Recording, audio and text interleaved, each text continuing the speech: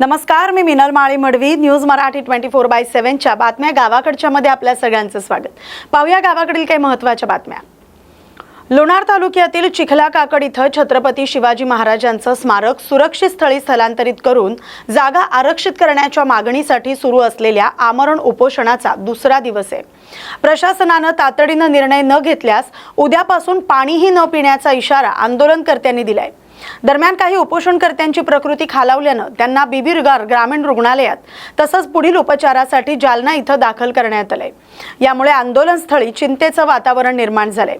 मागण्या मान्य न झाल्यास आंदोलन आणखी तीव्र करण्याचा इशारा देण्यात आलाय. प्रशासनाच्या भूमिकेकडे आता सर्वांचं लक्ष लागलंय.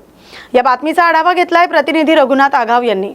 चिल्लर साहेब आले होते, आले निघून गेले. त्यांनी कोणत्याच प्रकारची प्रतिक्रिया दिली नाही आणि मीडियावर सोशल मीडियावर जे काही अफवा पसरवल्या जातात की बुवा पुतळा स्थलांतरित करायचा, तो पुतळा महाराजाचा, आम्हाला माझ्या महाराजाचा पुतळा स्थलांतरित करायचा नाही, तो फक्त सुरक्षित जागी. याचा अर्थ आतापर्यंत आपली काही ज्या चर्चा झाल्या त्या चर्चा निष्फळ झाल्यात. हो, त्यामुळं आपल्या आंदोलनाची ही पुढची दिशा काय?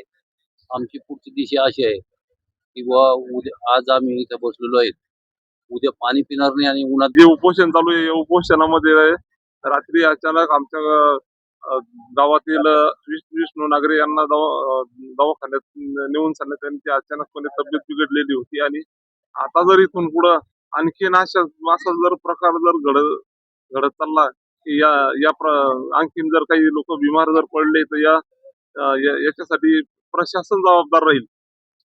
एखादी जर जीवितहानी झाली तर या गोष्टीला प्रशासन जबाबदार राहील. आम्ही इथं कालपासून उपोषणाला बसलेलो आहोत. लवार, सुतार, माळी सगळे समाजाची माणसं आहोत. आमची एवढी इच्छा आहे की शिवाजी महाराजांचं स्मारक चांगलं सुरक्षित जागेत ठेवावं. आणि काल साहेब लोक आले होते, पण त्यांनी आम्हाला काहीच निवेदन दिलं नाही. त्यांनी जर आज आम्हाला संध्याकाळ निवेदन दिलं तर चांगलं होईल. जर नाही दिलं तर आम्ही उद्यापासून उपोषणाला पाणी सुद्धा पिणार नाही. आम्ही उपोषणाला शिवाजी महाराज जागा पुतळा चांगला सुरक्षित बसायला. तर आमची एवढीच इच्छा आहे की सगळ्या नागरिकांची जसं शिवाजी महाराज पुतळा चांगला सुरक्षित जागी ठेवावं. कालपासून आम्ही इथं उपोषणाला बसलोय, सगळेच गावकरी मंडळी. काल साहेब लोक आले, इथून उठून गेलेत. आम्हाला काही निवेदन दिलं नाही. आज समजा आम्ही आज पाणी पिलं पण उद्या पाणी बी पिणार नाही. शिवाजी महाराज चांगल्या जागेवर बसवल्याशिवाय आम्ही इथून उठणार बी नाही. आमचा जीव गेला तरी चालतो, पण आम्ही इथून मागे सरणार नाही. तर आपण बघू शकताय या ठिकाणी ही जी मंडळी कालपासून जे उपोषणाला बसली आहेत ते आपल्या उपोषणावर ठाम आहेत. आणि महत्वाची गोष्ट म्हणजे रात्री त्यांच्या म्हणण्यानुसार 4 ते 5 जणांच्या प्रकृत्या बिघडल्या आणि त्यांना काही बीबी आणि काही जालना इथे रेफर करावं लागलं. आणि स्पष्ट शब्दामध्ये उपोषणकर्त्यांनी धमकी दिली की यानंतर काही जीवितहानी झाली तर याला जबाबदार हे प्रशासन राहील. तसेच त्यांनी आज पाणी पितोय पण उद्यापासून पाणी न पिण्याचाही सुद्धा इशारा दिलाय. या इशाऱ्याकडे प्रशासन किती गांभीर्यानं बघतंय हे आता बघणं महत्वाचं ठरणार आहे. रघुनाथ आघाव, न्यूज मराठी 24/7 साठी चिखला, बुलढाणा. नांदेड जिल्ह्यात अवघ्या 24 तासात 2 युवकांच्या हत्येच्या घटना घडल्यानं खळबळ उडाली. सोनखेड इथं किफायत अली यांची वादातून हत्या करण्यात आली, तर नांदेड शहरातील फारुख नगर परिसरात गौतम गजभारे यांच्यावर धारदार शस्त्रानं हल्ला करून त्यांची हत्या करण्यात आली. या घटनांनंतर परिसरात शोक आणि चिंतेचं वातावरण निर्माण झाले. किफायत अली यांच्या हत्येच्या निषेधार्थ स्थानिक व्यापारी आणि नागरिकांनी स्वयंस्फूर्तीनं दुकानं बंद ठेवून श्रद्धांजली अर्पण केली. दोन्ही प्रकरणांमध्ये पोलिसांनी संशयित आरोपींना ताब्यात घेतलंय. तपास वेगानं सुरू असल्याची माहिती देण्यात आली. गोंदिया जिल्ह्यातील तिरोडा तालुक्यातील बोदलकसा जलाशयात फिरण्यासाठी गेलेल्या 9 युवकांच्या गटातील 2 युवकांचा बुडून मृत्यू झालाय. मृतांची नावं रोहित वसंत रहांगडाले आणि कुणाल शालिकराम भोडे अशी आहेत. नौकाविहारासाठी डोंग्यात गेले असताना ही दुर्घटना घडल्याची प्राथमिक माहिती समोर आली. घटनेची माहिती मिळताच तिरोडा गोरेगाव विधानसभा मतदारसंघाचे आमदार विजय रहांगडाले यांनी तात्काळ घटनास्थळी धाव घेत मदत कार्याचा आढावा घेतला. या घटनेमुळे परिसरात हळहळ व्यक्त केली जाते. प्रशासनाकडून पुढील तपास सुरू आहे. तिरोडा तुमसर मार्गावर 10 जून रोजी रात्री झालेल्या भीषण अपघातात मलपुरी येथील सौरभ बघेले आणि शिवम अंबुले या 2 युवकांचा मृत्यू झालाय. भरधाव वेगानं येणाऱ्या कारनं दुचाकीला समोरासमोर धडक दिल्यानं हा अपघात घडला. या अपघातात सौरभ यांचा जागीच मृत्यू झाला तर गंभीर जखमी झालेल्या शिवम यांचा उपचारासाठी नेत असताना मृत्यू झालाय. घटनेची माहिती मिळताच तिरोडा पोलिसांनी घटनास्थळी धाव घेऊन पंचनामा केलाय आणि पुढील तपास सुरू केलाय. या घटनेमुळे मलपुरी गावात शोककळा पसरले. मोठ्या संख्येने नागरिकांनी उपजिल्हा रुग्णालयात गर्दी केली होती. पोलिसांनी परिस्थिती शांततेत हाताळत नागरिकांना समजावून सांगितलं. सांगली जिल्ह्यातील इस्लामपूर इथं मादी कुत्रीच्या कथित लैंगिक छळाप्रकरणी एका व्यक्तीविरोधात गुन्हा दाखल करण्यात आलाय. पाळीव प्राण्याच्या मालकाच्या तक्रारीनंतर आणि पेटा इंडियाच्या हस्तक्षेपामुळे पोलिसांनी तातडीनं कारवाई केली. व्हिडिओ पुराव्याच्या आधारे आरोपी विरुद्ध भारतीय न्याय संहिता आणि प्राणी क्रूरता प्रतिबंधक कायद्याअंतर्गत गुन्हा नोंदवण्यात आलाय. संबंधित घटनेचा व्हिडिओ समोर आल्यानंतर प्रकरणाची गंभीर दखल घेण्यात आली. पोलिसांनी तपास सुरू केलाय. प्राण्यांवरील अत्याचाराविरोधात कठोर कारवाईची मागणी होते. कुत्ते के साथ रेप के इस बेहद परेशान कर देने वाले मामले में तुरंत कार्रवाई करने के लिए पीटा इंडिया सांगली पुलिस की तारीफ करती है. अगर तुरंत कार्रवाई नहीं की जाती तो अगला शिकार कोई इंसान, बच्चा या औरत होता. एक स्टडी में ये पाया गया है कि जो इंसान पशुओं के प्रति क्रूरता करते हैं वो इंसानों के प्रति अपराध करने की 3 गुना ज्यादा संभावना रखते हैं. उदाहरण के लिए आमिरुल इस्लाम, जो केरला की एक लॉ स्टूडेंट जीशा की रेप और मर्डर केस में अपराधी पाया गया था, उसका उससे पहले बकरियों और कुत्तों के प्रति अत्याचार और उनको मारने के रिकॉर्ड्स थे.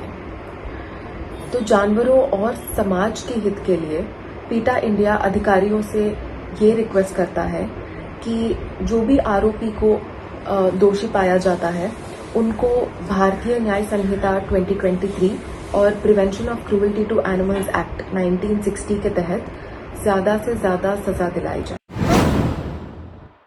शेतकऱ्यांच्या समस्या आणि संघर्षावर आधारित देऊळ बंद 2 या मराठी चित्रपटाला राज्यभरातून उत्स्फूर्त प्रतिसाद मिळतोय.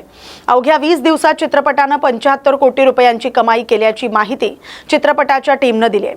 विशेष म्हणजे चित्रपटातून मिळालेली संपूर्ण कमाई शेतकरी कुटुंबातील मुलामुलींच्या शिक्षणासाठी देण्याचा निर्णय निर्मात्यांनी जाहीर केलाय.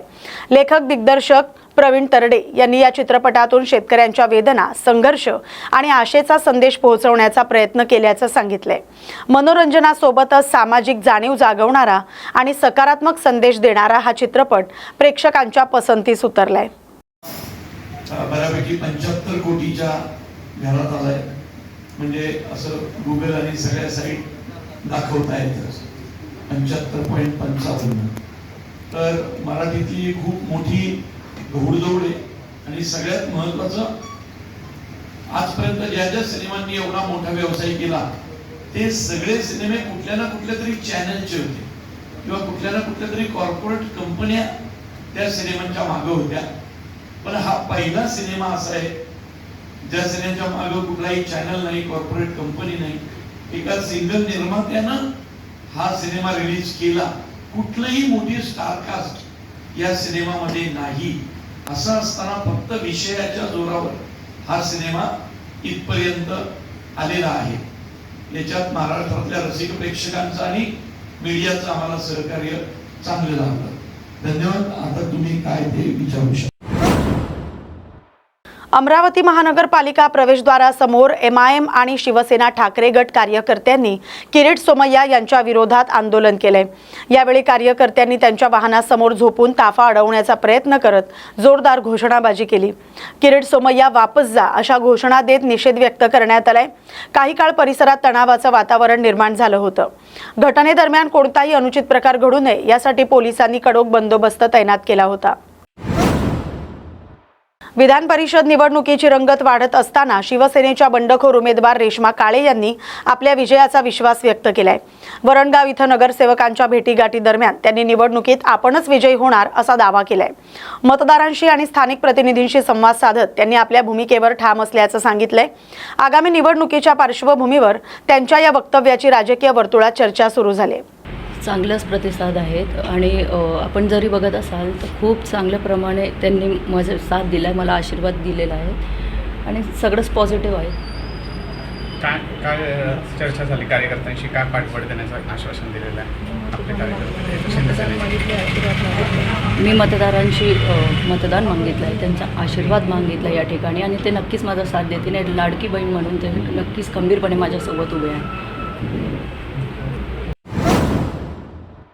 विधान परिषद निवडणुकीच्या पार्श्वभूमीवर शिवसेनेच्या बंडखोर उमेदवार रेश्मा काळे यांनी भुसावळ तालुक्यातील वरणगाव नगर परिषदेला भेट देत प्रचाराला वेग दिलाय. यावेळी त्यांनी भाजपच्या नगरसेवकांशी चर्चा करून आपल्या बाजूने मतदान करण्याचं आवाहन केलंय. या भेटीदरम्यान नगराध्यक्ष सुनील काळे, उपनगराध्यक्ष अरुणा इंगळे यांच्यासह अनेक नगरसेवक उपस्थित होते. मी आज रेश्माताई इथे येऊन गेल्या ऑफिसला माझ्या, त्यांनी भेट घेतली, मी त्यांना शुभेच्छा दिल्या. पण शेवटी आता विधान परिषदेची निवडणुकीची रणधुमाळी आता सुरू झालेली आहे. मला असं वाटतं आता संकटमोचक आदरणीय गिरीश महाजन साहेब नाशिकमध्ये आहे. नाशिकमध्ये प्रचंड घडामोडी सुरू आहे. मग जळगाव जिल्ह्यातसुद्धा मला असं वाटतं उद्याच्या दिवशी जळगाव जिल्ह्यात गिरीश महाजनांचा ताप आल्यानंतर काय घडामोडी होता, आता कोण माघार घेते आणि कोण राहते याच्यावर संपूर्ण चित्र जे आहे ते 2 दिवसामध्ये जाहीरच्या माध्यमातून होणार आहे. आणि मला असं वाटतं निवडणूक झाल्यानंतर नगरसेवकांच्या ज्या समस्या असतात किंवा गावाच्या समस्या असतात त्या समस्या या सोडवल्या गेल्या पाहिजे उमेदवारांकडनं.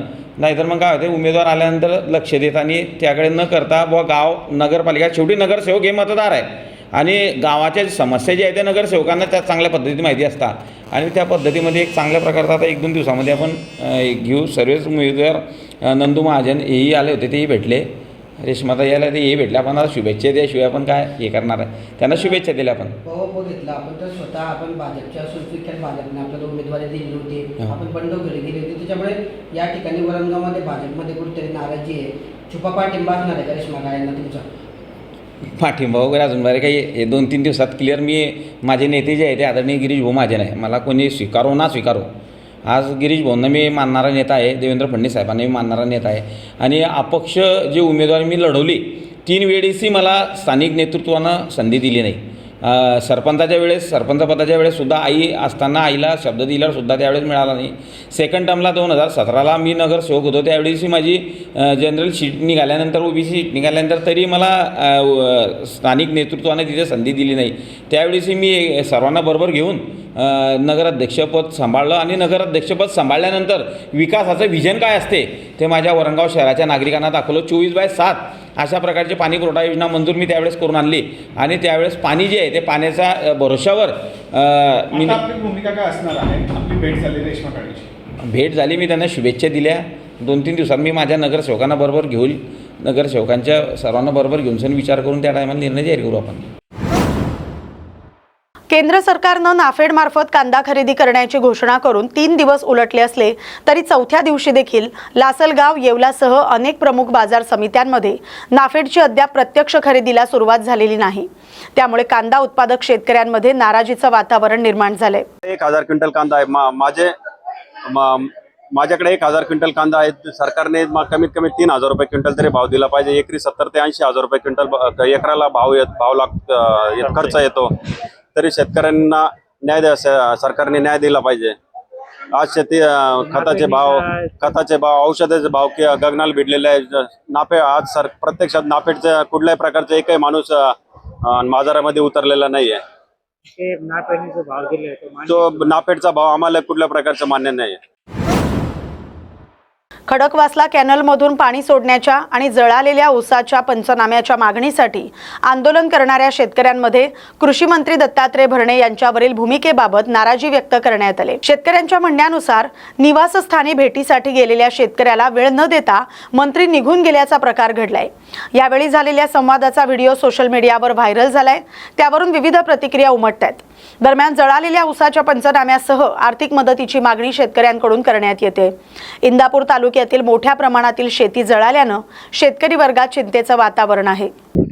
मी भगवान खारतोडे, कळस गावामध्ये 2 जून रोजी भर उन्हामध्ये 4 दिवस मी उपोषण केलं. माझ्या उपोषणाचा पहिला मुद्दा होता की माझ्या इंदापूर तालुक्याला खडकवासल्याचं आवर्तन भेटावं म्हणून. ते आवर्तन जिल्हाधिकाऱ्यांनी माझं मंजूर केलं भर उन्हामध्ये 4 दिवस बसल्यानंतर. पण दुसरी जी मागणी माझी होती की जळलेल्या ऊसाचं पंचनामा करून आम्हाला एकरी 50,000ची मदत द्यावी. आज हे पीक झालेलं ऊस हे आमच्या इंदापूर तालुक्यातील शेतकऱ्यांचं आहे. ह्या ऊसाचं पंचनामा करावा म्हणून मी स्वतः कृषी मंत्र्याकडे गेलो होतो जनता दरबार रविवारमध्ये. तर त्यांनी मला उत्तर दिलं की मी लहान माणूस आहे. अहो इथं लहान माणूस मोठा माणूस, तुम्ही आज कृषी मंत्री आहेत आमच्या या महाराष्ट्र राज्याचं, तुम्ही उत्तर कसं दिलं पाहिजे. मला साहेब 2 बाटल्या सलाईन लावलं होतं. आज 4 दिवसामध्ये भर उन्हामध्ये मी माझ्या शेतकऱ्यांसाठी उपोषणाला बसलो होतो, तरी सुद्धा तुम्ही तिथं मला भेटायला आले नाही. नका येऊ भेटाय तुम्ही, पण तुम्ही माझ्या जळालेल्या ऊसाचं पंचनामा करा आणि ह्या शेतकऱ्यांना माझा न्याय द्या. आज हा ऊस लावायचं म्हणलं साहेब 50,000 रुपये एकरी खर्च येतोय. आज लाखो हेक्टर क्षेत्र माझ्या इंदापुरातलं शेतकऱ्यांचं जळले. माझी विनंती एकच आहे, कृषी मंत्री साहेब अजूनही तुम्ही जागे व्हा आणि माझ्या इंदापूरच्या शेतकऱ्याचं पंचनामा करा. म्हणून मी मामांच्या दरबारामध्ये मी स्वतः गेलो होतो आणि तो व्हिडिओ सुद्धा त्या व्हिडिओमध्ये मामा जे बोलले ते सत्य आहे आणि मी जो बोललो तेही सत्य आहे. रत्नागिरीत आमदार भास्कर जाधव यांनी प्रसार माध्यमांशी संवाद साधताना भाजप आणि केंद्र सरकारवर जोरदार टीका केली. त्यांनी महागाई, बेरोजगारी आणि जीवनावश्यक वस्तूंच्या वाढत्या किमतींकडे दुर्लक्ष होत असल्याचा आरोप केलाय. भाजपकडून दुहेरी भूमिका घेतली जात असल्याचा आरोप करत त्यांनी काही नेते आणि माध्यमांवरही निशाणा साधलाय. लोकशाही प्रक्रियेत स्पर्धात्मक निवडणुकांचं महत्त्व अधोरेखित करत बिनविरोध निवडणुकांमुळे मतदारांच्या हक्काचं अवमूल्यन होत असल्याची खंत त्यांनी व्यक्त केली. यावेळी त्यांनी शेतकऱ्यांच्या मुद्द्यांवर सुरू असलेल्या आंदोलनाला पाठिंबा जाहीर करत राजकीय चर्चांवर आपली भूमिका स्पष्ट केली. भारतीय जनता पार्टीच्या लोकांना महात्मा गांधीजींचा खून झाला त्याच्यामध्ये दुःख वाटत नाही. इंदिरा गांधींचा खून झाला त्याच्यामध्ये दुःख वाटत नाही. राजीव गांधींचा खून झाला त्याच्यामध्ये दुःख वाटत नाही. हे जे पंजाबमध्ये जाऊन परवानच्या दिवशी गिरीश महाजन सारखे लोक की ज्यांना समाजामध्ये काडीची प्रतिष्ठा नाही, कोणाच्या तरी मागून सकाळ संध्याकाळ फिरणं आणि कोणाच्या तरी हुजरीगिरी करणं म्हणून ते मंत्री आहेत. त्यांनी इंदिरा गांधींच्या खुनाबद्दल ज्या खलिस्तानवाद्यांनी त्यांचा खून केला त्यांचं समर्थन करावं, यातून हे लोक राष्ट्रद्रोही आहेत. राष्ट्रद्रोही आहेत. संपूर्ण देशानं ज्या गोष्टीचा निषेध केला, ज्या प्रकारे इंदिरा गांधींचा खून झाला, त्यांनी त्या ठिकाणी ऑपरेशन ब्लू स्टार घेतलं, त्याच्याबद्दल जनरल अरुण कुमार वैद्य, आठवण करा, यांचा पुण्यामध्ये खलिस्तानवाद्यांनी मुर्दा पाडला. त्या खलिस्तानवाद्यांचं जाऊन ते समर्थन करतात. याचा अर्थ हे राष्ट्रप्रेमी नाही, हे राष्ट्रभक्त नाही, तर हे राष्ट्रद्रोही आहेत. हे पुन्हा एकदा सिद्ध. आमदार रोहित पवार यांच्या पंढरपुरातील अन्नत्याग आंदोलनाला प्रशासनानं परवानगी नाकारली असली तरी देखील राष्ट्रवादीच्या कार्यकर्त्यांकडून आंदोलनाची तयारी सुरू करण्यात आली. आंदोलनासाठीचा स्टेज आणि मंडप याची उभारणी पंढरपुरात सुरू झाली.